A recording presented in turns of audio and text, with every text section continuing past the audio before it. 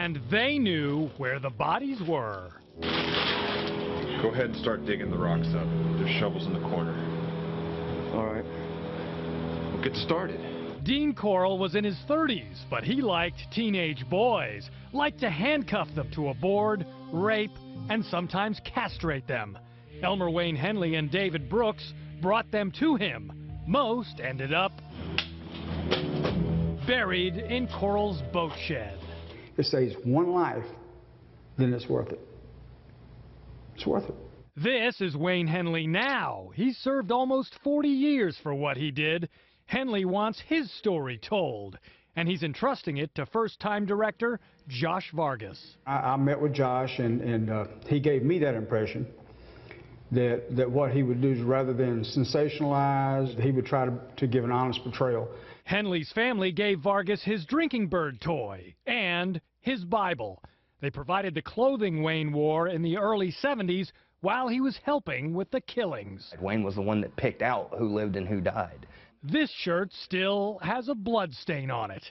It was all part of the deal. They would give me Wayne's stuff to use. They would give me their old furniture from the house. They would give me everything that I needed, with the reciprocation being that I would treat Wayne fairly. Quiet, please. And action. Fairly, to Vargas, doesn't mean a whitewash. It was the director's connection to a victim, after all, that first got him interested in the case. When I found out one of my best friend's uncle was killed by Dean Corll. Perhaps 30 boys kidnapped and murdered in ones and twos over a period of years, and nobody noticed?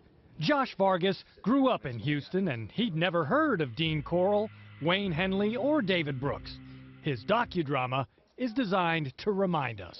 There's not a scene in that film that didn't either come from some police record, Henley's own mouth, something his friends told me. And some of it was shot here, in the Pasadena home where the trio would strap down their victim and turn up the radio to drown out the screams. Josh Vargas recreated everything: the torture board, the handcuffs, even the radio. Creepiest moment ever on set was when I was looking. I was like, where do we plug this in? And I looked up, and there was a plug by the board, and I'm like, oh, well, that's probably where they actually plugged it in. And, dude, you could have heard crickets in that room. Everybody just...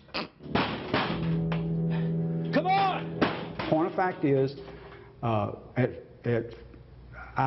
made poor choices. That's my responsibility. But Wayne Henley clearly sees himself as another of Dean Corll's victims, a teenager easily manipulated to betray his friends. With Wayne, it was survival. It was, as long as Dean's happy, I'm alive. As long as Dean's happy, my brothers aren't getting picked off. And yet, says Vargas, Wayne Henley came to enjoy killing. His final victim, Dean Corll, the man whose sexual bloodlust started it all. I don't think that any right-minded person could ever cause someone's death and not feel it the rest of their lives. In Henley's mind, he's paid his dues. He deserves the parole he's been denied over and over. But the director dramatizing his deeds has a different take. How Wayne Henley is nowadays is not why he's in prison. And I mean, I know the guy real well. I get along with the guy. I get Christmas cards from him.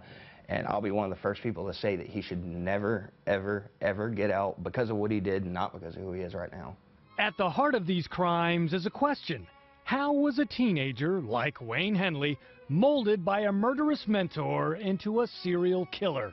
Josh Vargas set out to unearth the answer, but it's still buried somewhere. What I'd hoped to obtain by the end of all this was to know why it happened and to know why he did it, and there is no answer to that.